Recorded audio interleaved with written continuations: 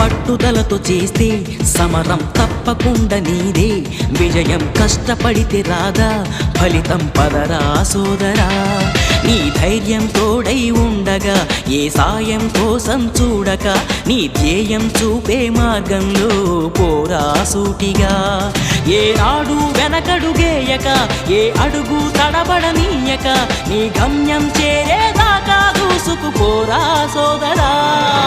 పట్టుదలతో చేస్తే సమరం తప్పకుండా నీదే, విజయం కష్టపడితే రాదా ఫలితం పదరా సోదరా.